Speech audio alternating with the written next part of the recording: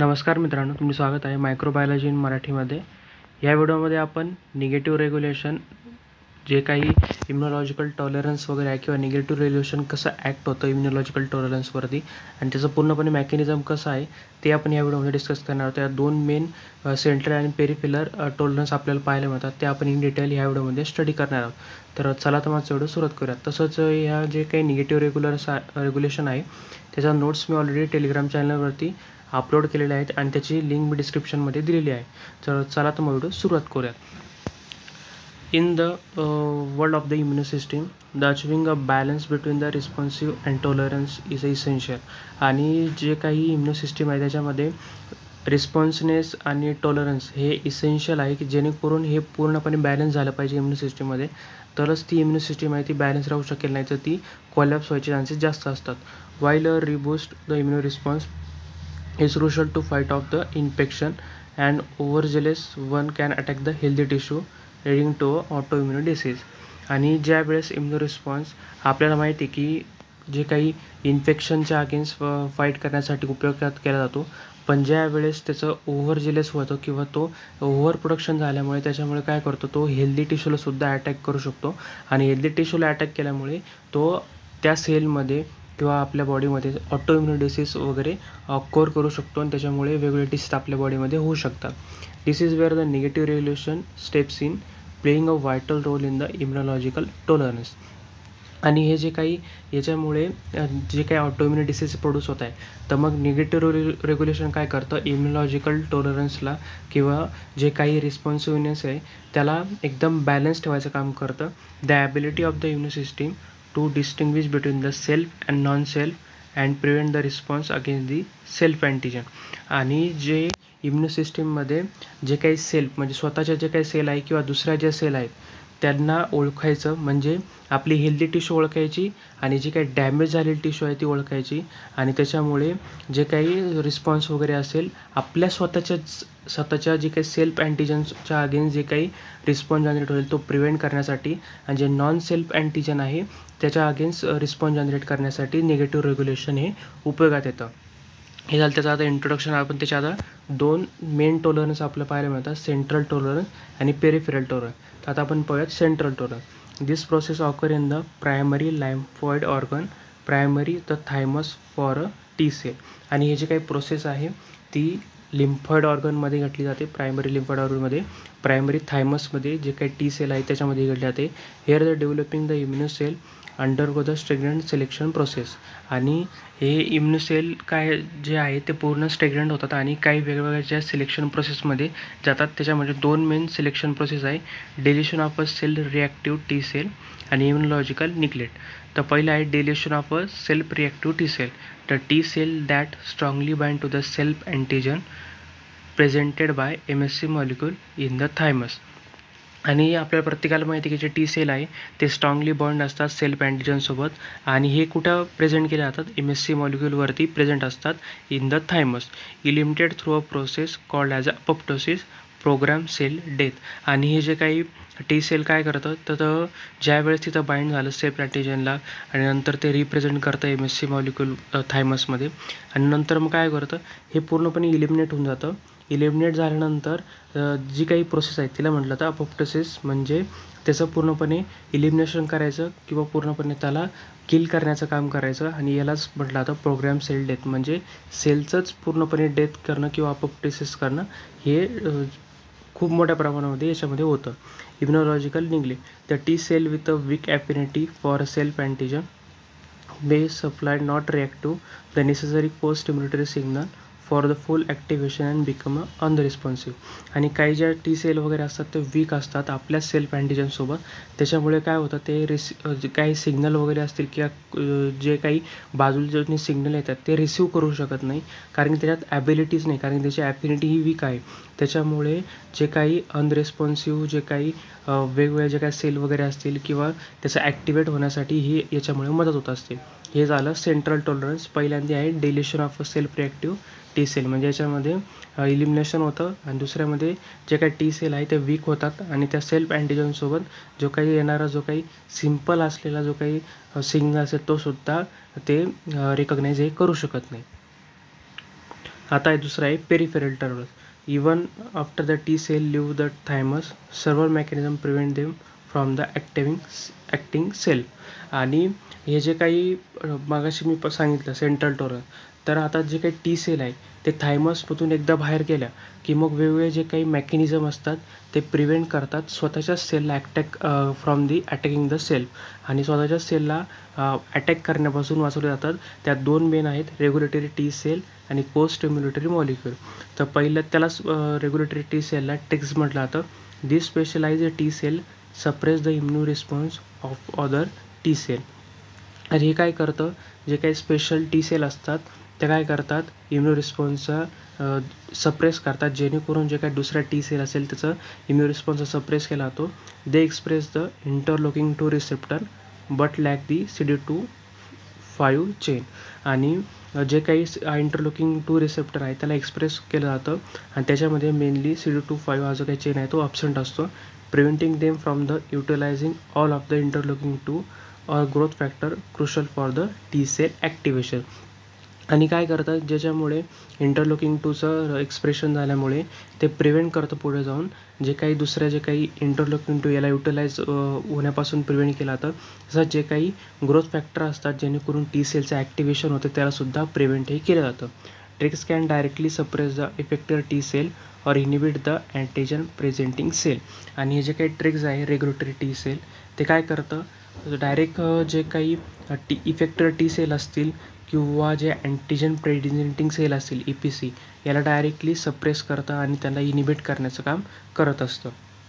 दुसरं आहे costimulatory molecule.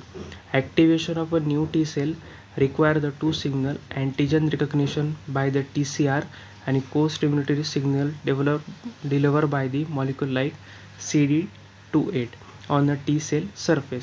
आणि ज्या वेळेस हे जे काही न्यू टी सेल असतात ते ॲक्टिवेशनमध्ये प्रोसेस असतात त्याच्यामध्ये दोन मेन सिग्नल हे रिक्वायरमेंट असतात जेणेकरून रिकग्निशन होईल.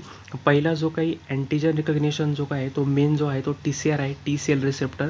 आणि अजून एक जो काही को स्टिम्युलेटरी जो काही सिग्नल जो काही जनरेट करतो किंवा डिलिव्हर करतो तो मॉलिक्यूल आहे CD28. जे काही हे पूर्ण जे काही सिग्नल वगैरे असतात ते टी सेल सरफेसवरती प्रेझेंट असतात. In the absence of a costimulation even if a T cell recognize the self antigen and won't become activated. आणि याच्यामुळे काय होतं, जर काही वेळेस जर को स्टिम्युलेशन हे जर ॲब्सेंट असलं तर त्याच्यामुळे टी सेल हे रिकग्नाइज होऊ शकत नाही, ते स्वतःच्या सेल्फ अँटीजनला रिकग्नाइज करणार नाही आणि रिकग्नाइज नाही केल्यामुळे ते पुढे जाऊन ॲक्टिवेट होणार नाही. तर हे झालं सेंट्रल आणि पेरिफेरल टॉलरन्स. आता त्याच्यामध्ये अजून जे काही पेरिफेरलमध्ये अजून 3 मेन आहे, एनर्जी, इम्युनो चेकपॉईंट मॉलिक्यूल आणि इम्युनोग्लोबिन सुपर फॅमिली मॉलिक्यूल. तर पहिलं आहे anergy. The T cell encountering the self antigen in the periphery with insufficient costimulation और in an immunosuppressive environment may be become allergenic, रिडेडेड, unresponsive. तर ज्या वेळेस T cell हे इन्काउंटर करतं सेल्फ अँटीजनला ज्या वेळेस पेरिफेरीवरती, त्याच्यामध्ये को स्टिम्युलेशनचं इन्सफिशियंट होतं आणि त्याच्यानंतर तसंच इम्युनोसप्रेसिव्ह एन्व्हायरमेंटसुद्धा एनर्जिक झाल्यामुळे तर त्याच्यामध्ये अनरिस्पॉन्सिव्ह जो काही इम्युन रिस्पॉन्स आहे तो त्याचा जनरेट होतो. तसंच दुसरं जे काय आहेत immuno checkpoint molecule.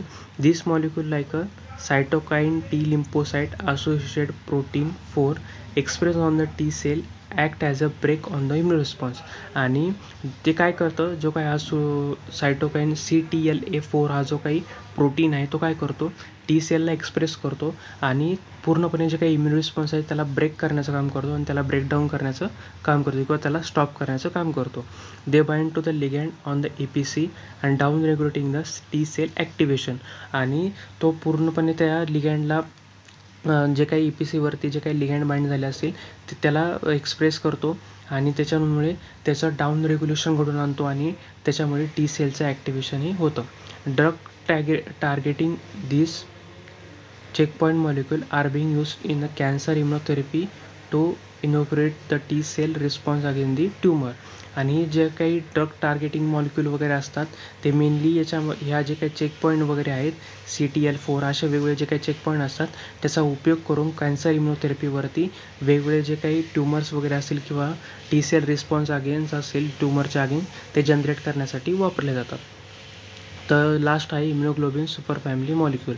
The some molecule in the family like a PDL1 program death ligament 1 expressed on the APC can bind to the PD1 receptor on the T cell inhibiting the T cell activation. आणि ज्यावेळेस काय होतं हा जो PDL1 आहे तो express होतो. हा काही मॉलिक्यूल आहे जे सुपर फॅमिली मॉलिक्यूल आहे त्याच्यामधला हा मॉलिक्यूल आहे. तो काय करतो EPC म्हणजे अँटीजन प्रेझेंटिंग सेलवरती एक्सप्रेस होतो आणि बाइंड करून घेतो PD1ला बाइंड करून घेतो on the receptor of the T cell म्हणजे टी सेलची जी सरफेस असेल त्याच्यावरती हे 2 मॉलिक्यूल बाइंड करून घेतो. आणि बाइंड करून घेतल्यामुळे जे काही टी सेलचं जे पुढे जाऊन ॲक्टिवेशन आहे ते पूर्णपणे ह्या दोघी मॉलिक्यूलमुळे जे काही सुपर फॅमिलीचे जे काही मॉलिक्यूल आहे त्याच्यामुळे इनिबिट व्हायला मदत होते. आणि मी मगाशी सांगितलं तुम्हाला सेंट्रल आणि पेरिफेरल याच्यामुळे जे काही टी सेल ॲक्टिवेशन आहे ते इनिबिट वगैरे केलं होतं. आणि ज्या वेळेस जे काही डिसरेग्युलेशन होतं त्याच्यामुळे कोणते कॉन्सिक्वेन्स जे जनरेट होतात ते आता आपण पाहूयात.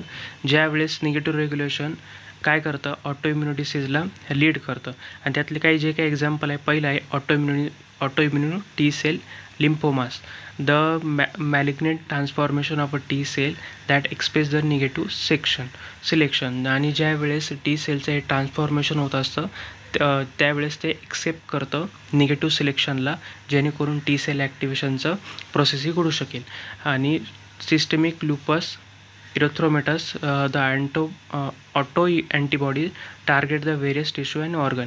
आणि हे जे काही SLE हा जो काही डिसीज आहे ऑटो इम्युन डिसीज आहे तो काय करतो ऑटो अँटीबॉडीजला टार्गेट करतो जेणेकरून जे काही टिश्यू वगैरे असतील किंवा जे काही ऑर्गन वगैरे असतील ते डॅमेज होतात.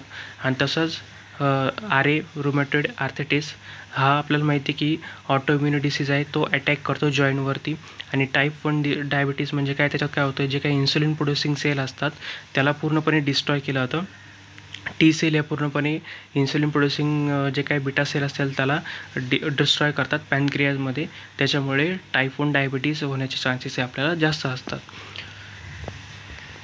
आणि ज्या वेळेस जे टी सेल ॲक्टिवेशन म्हणजे तुम्हाला समजत असेल मी जे काही सांगितलं सेंट्रल आणि पेरिफेरल हे कोणाच्या अगेन्स्ट आहे नॉन सेल्फ म्हणजे काय जे आपले सेल नाही आहे किंवा त्याच्यावरती किंवा जे आपण उदाहरण देतो मी तुम्हाला अँटीजन आहे त्याच्या अगेन्स्ट या सगळ्या जे काही सेंट्रल किंवा पेरिफेरल या सगळ्या रन केल्या जातात जेणेकरून ते जे काही नॉन सेल्फ टी सेल असतील त्याला पूर्णपणे डिॲक्टिवेट करण्यासाठी सेंट्रल आणि पेरिफेरल या 2 जे काही टॉलरन्स आहे ते वापरले जातात. आणि त्याच्यामुळे जे काही हे जे काही टी सेल आहे त्याच्यामुळे पुढे जाऊन सुद्धा वेगवेगळे जे काही डिसीज आहेत ते आपण पाहिले. त्याच्यामध्ये रुमॅटॉइड आर्थरायटिस आहे. वेगवेगळे जे काही टी सेल काय करतं जे काही नॉन सेल्फ टी सेल असतात ते डायबिटीज घडून आणतात की जे इन्सुलिन प्रोड्युसिंग जे काही सेल असतात पॅनक्रियाजमध्ये ते पूर्णपणे त्याला डिस्ट्रॉय करून असे वेगवेगळे डिसीज ऑटोइम्युन डिसीज घडून येतात. तर मग जे काही मी मगाशी सांगितलं सेंट्रल आणि पेरिफेरल हे 2 मेन जे काही इम्युनोटॉलरन्स आहे हे जे मेकॅनिझम आहे ते पूर्णपणे नॉन सेल्फ टी सेल जे काय आहे त्याला डिॲक्टिवेट करण्यासाठी किंवा त्याचं प्रोसेस इनिबिट करण्यासाठी वापरल्या जातात. आता त्याचं थेरपॅटिक इम्प्लिमेंटेशन काय आहे आता ते आपण पाहूयात. तर हे जे काही निगेटिव्ह रेग्युलेशन आहे त्याच्यामध्ये वेगवेगळ्या थेरपॅटिक इन्व्हेन्शन आपण बघतो आहे किंवा इंटरव्हेन्शन आपण बघतो आहे. तर त्याच्यामुळे इम्युनोसप्रेसिव्ह ड्रग्स हे आपण वापरू शकतो. जे काही मेडिकेशन वगैरे असतील इम्युनो सिस्टीममध्ये ते काय करतात ऑटो इम्युनो डिसीजला डायरेक्ट टार्गेट करतात आणि त्याच्यामुळे त्याची जी काही ससेप्टिबिलिटी असते त्या इन्फेक्शनच्या अगेन्स्ट ती इन्क्रीज केली जाते. तसंच इम्युनोटॉलरन्स इंडक्शन किंवा जे काही स्ट्रॅटेजीज वगैरे असतात काही स्पेसिफिक अँटीजन हे एक्सप्लोअर केले जातात ऑटो इम्युनो डिसीजवरती आणि त्याच्यामुळे to prevent the transplant rejection. तर मग काय वेळेस काय होतं की एखादं ऑर्गन हे ट्रान्सप्लांट करायचं असेल तर त्याच्यामुळे हे जे काही ऑटो इम्युनो डिसीज असतात ते डायरेक्टली पूर्णपणे त्याच्या काही ट्रान्सप्लांट करणं जे काही ऑर्गन त्याच्यावर रिजेक्शन घडून आणतात. तर मग ज्यावेळेस काही इंडक्शन वगैरे वापरले किंवा जे काही स्पेसिफिक अँटीजन आपण वापरले ऑटो इम्युनो डिसीजवरती त्याच्यावरती ते एक्सप्लोअर केले आपण त्याच्यामुळे जे काही ट्रान्सप्लांट होणार आहे त्याच्यामध्ये रिजेक्शन हे आपण प्रिव्हेंट करू शकतो. असे वेगवेगळे जे काही इन्फ्लॅमेशन, थेरपॅटिक इन्फ्लॅमेशन आपण जे काही निगेटिव्ह रेग्युलेशनमुळे आपल्याला पाहायला मिळतात. तर ह्या व्हिडिओमध्ये आपण निगेटिव्ह रेग्युलेशनमुळे जे काही नॉन सेल्फ टी सेल आहे त्याला कसं इनिबिट केलं जातं ते आपण डिस्कस केलं. तसंच त्याच्यामुळे कोणकोणते डिसीज वगैरे कॉज होतात, त्याचं थेरपॅटिक मध्ये मेडिकेशनमध्ये तसं कसा फायदा होतो ते आपण डिस्कस केलं. जर तुम्हाला माझा व्हिडिओ इन्फॉर्मेटिव्ह वाटला असेल नक्की व्हिडिओला लाईक करा आणि चॅनल सबस्क्राईब करायला विसरू नका. चला भेटूया पुढच्या व्हिडिओमध्ये.